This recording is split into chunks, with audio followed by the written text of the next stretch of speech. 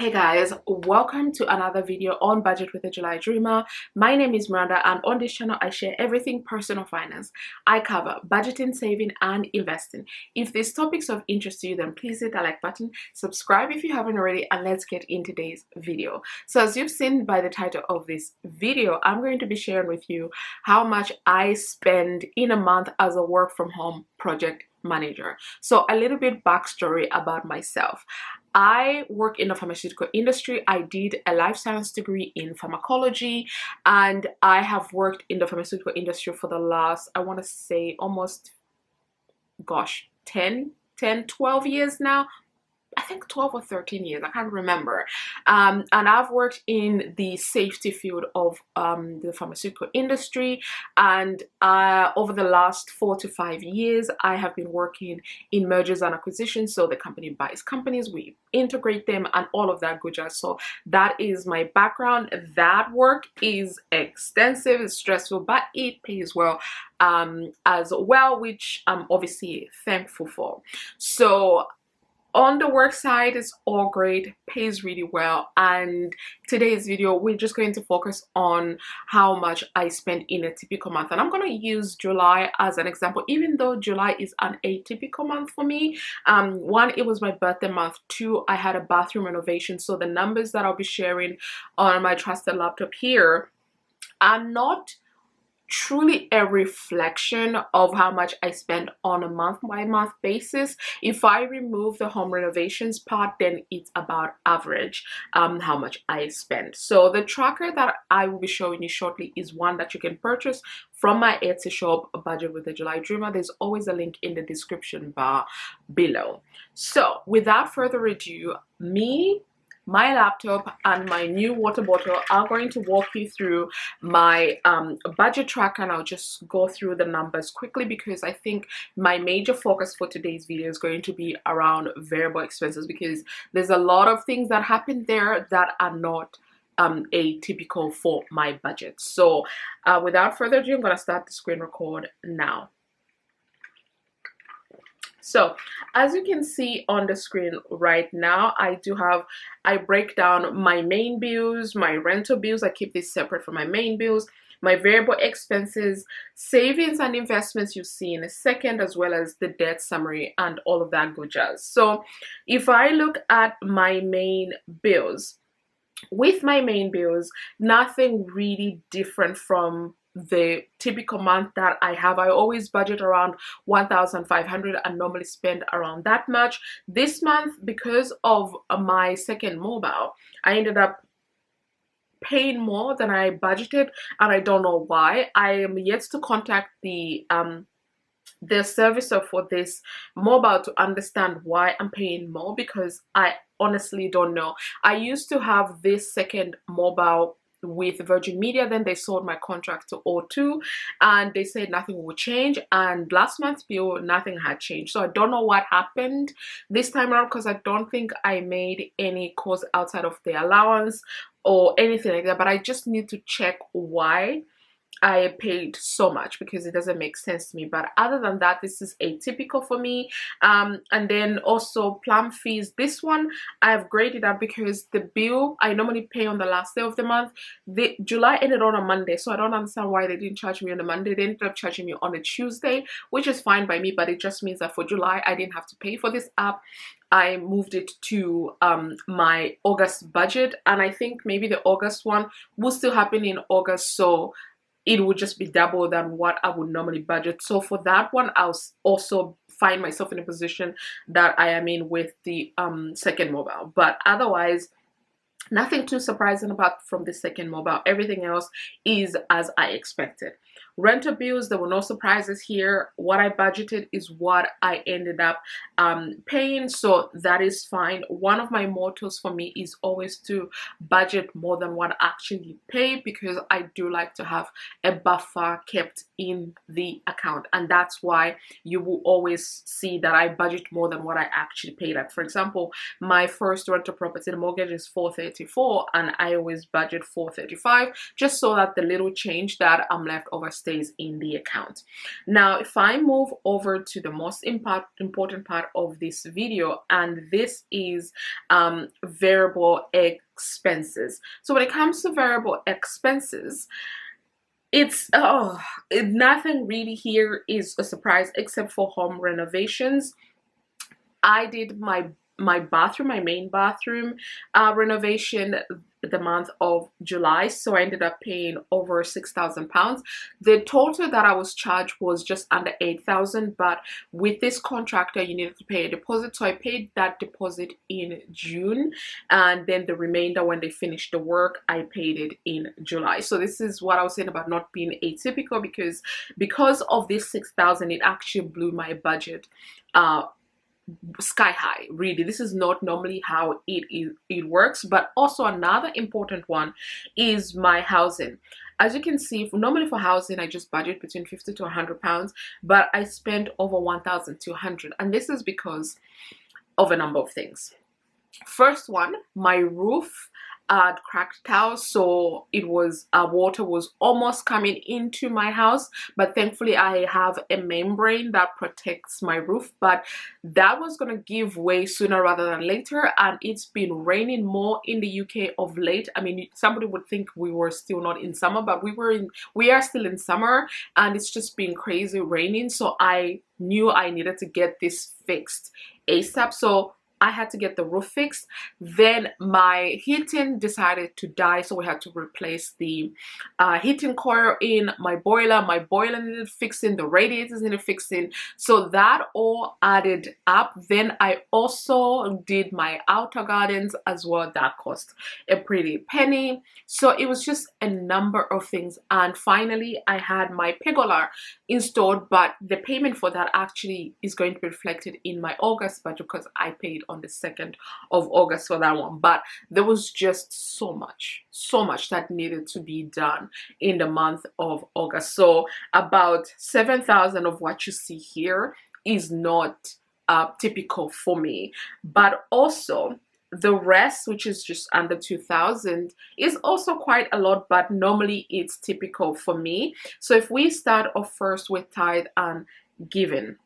With tithe and giving, I'm a Christian. I believe in tithing. I believe in giving to organizations, to my family, to my friends, to my community. I budgeted to 50. I ended up sending over 800 pounds. This made me happy, and this is why it's in green, because I feel it is a privilege for me to be able to give this much to my church, to my family, to my friends, to charitable organizations, because I have in the past been a recipient of a good charity organization, of a good friend, of a good neighbor, and all of that. So I believe in giving that back as well. So I was happy to be able to give this much. And then for groceries, this one just seems to be going downhill for me. Normally I'm pretty good about keeping within my budget, but this time I went over a little bit, not too much. So I went over because on the 30th of July, I decided to do grocery shopping via Deliveroo, and because of the delivery charge, I went over, which annoyed me, but I was too lazy to actually go to the shops, so I was like, fine, I'll just pay it. So this is why I went over. July is my birthday month. I budgeted 200 and I blew it just by over 26 pounds, which is not bad in my opinion. It was my birthday after all. Socializing, I always budget 150, 75 to 150, and I spent 115, which is great. Fuel, I also budget between 75 to 100, and I spent under 50 pounds. Made me happy, but this is because I work from home, 1. 2, I didn't have many trips this time around. My parents came over to my area instead of me going over to them. That saved me some money, because normally I would be spending like I spend about 100 pounds on fuel when I have to go to my parents, because my parents are about 100 miles away from me or thereabouts. So a go come trip really does, you know, hit into my fuel budget. Shopping, I also went over. I budgeted 80, but it was my birthday month and there was way too many things I wanted. So yeah, I went over. Dining out, I was budgeted between 75 to 100 and I blew this out of the budget as well. Transportation was under budget, which I'm thankful for. Housing, we've already talked about. I was over budget. Personal care. So this one surprised me as well, but I got my nails done. I got my eyebrows done. This was all in July. I have to do this process again in August. So I'm hoping not to blow my budget, but I probably will in August. And then travel. I had to pay extra for our Airbnb for my birthday, so I spent the budgeted £50, spent £50. Subscription just under £40, so below budget. Personal growth, this one surprised me because again, this happened, I think the last day of the month. I spent something that ended up, I bought books, definitely bought books, so that threw me off. Coffee, for my coffee about 25, I spent £15. Miscellaneous, this one I don't even know how it happened, but it happened. I went over budget.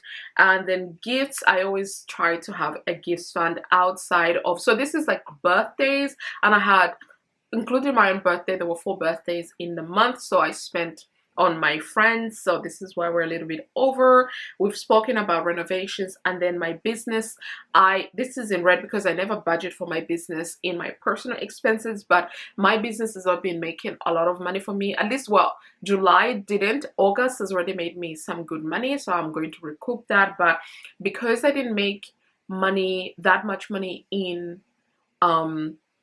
July, I ended up using my personal funds to pay for business stuff. So this is an item that shouldn't really be here, but I'm going to continue tracking it, especially when my business doesn't make money and I have to fund that myself.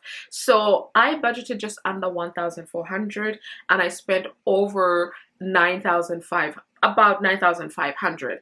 Now, like I said, if we were to remove about 7,400, 300 here, you know, it would definitely be less. And yes, it would be more than 1,400, but definitely less, way less than 9,500. So yeah, it was a spending month, to be honest, a very, very spending month. If we then go to my savings and my investments, so for my investments, I'm glad what I budgeted I was able to do. Plum is the app that I use to help me save and invest. So it rounds up all of my spending. It's connected to my main bank, so it rounds up all my spending, and then it saves that money for me. Then I have certain rules in the app that I'm able to then split. This is the money I want you to save, this is the money which I want you to invest. So I do that. For my emergency fund, I budgeted 100. I was able to send just under £600, which made me really happy. Vacation, I budgeted 50 and I sent over £300. Again, this is the 100 envelope savings challenge if you watch my Transfer Tuesday videos. Sinking funds, I was budgeted 100 and I saved 100. Rental fund, 100 I budgeted is exactly what I saved. So total I budgeted 650, but I sent just under 1,800. When I move over to my debt summary, here I have 2 loans. One is a personal loan. I budgeted 700 and that's exactly how much I sent. Then for my mobile device, so this is the first time that with my mobile provider, they're also my line rental provider, they've split the device from the line rental. So I chose to start paying off the device as quickly as possible. I budgeted 50 and I actually ended up just sending 49.38 pounds. This is because if you want to make an extra payment towards this device, it can only be a whole number. So this is why I couldn't make my 50, make it a whole £50. I was really mad about that, but it's fine. So I budgeted 750. I end up sending just under 750 or almost there at 750. But this is how I typically spend, and I'm quickly just going to show you my expenses tracker. So I make sure I include the day when I spend the money how much I spent, what's the card that I spent on. So I've got American Express, I've got my Barclays, I've got Halifax, I've got a lot of accounts, let's just say that. Then the category, then what the description of the item is. And this time round, I actually went over 100. Like there were 100 entries, 108 entries here, which surprised me, but oh well, that is how it was. So if I just go to the left here and show you for the month of July, I was left with 1,115 and 78 pence, and I had over 15,000 pounds, 15,587 and 87 pence to work with. This is not a typical month for me. I think I bring in about half of this on a normal month, but like I said, I had to take some money from my savings for not only the renovation but also the home repairs that I needed to cater for. So this is how I spent this money. The rest of the money has been sent over to my August budget, and that's what I used to pay for my August bills, the majority of them. So here's the breakdown summary. For my main bills, I sent 10%.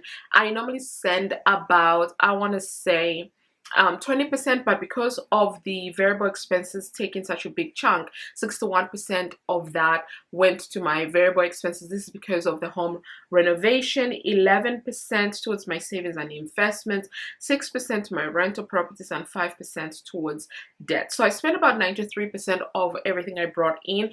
Even though I practice a zero-based budget, I always like to have money left over. I get paid in the middle of the month, but I have bills at the beginning of the month. So this is why I tailor it this way. So that is how I spend my money. Like that is outside of the home renovations as well as all the house repairs that I went through in August. Typically, this is how I spend my money. Now, working from home, sometimes my home becomes boring and I have to go to my local cafes. So this is why in my budget template I've now included coffee, because I go to these cafes, I buy coffee and I work from there. I normally try and go once or twice a week just for a change of scenery. Sometimes I work here in my living room, but I do have an office upstairs where I normally work. I just try to switch things up. If the weather is good, I'm outside in my garden with my laptop and, you know, working like that. But I don't drive to a lot of places unless it's the weekend. I've got plans with the girls or my family. I don't typically go to the cafes unless I feel like it, but I also have a library nearby, so sometimes I just walk to the library and work from there. But yeah, I've been working from home for over 6 years now.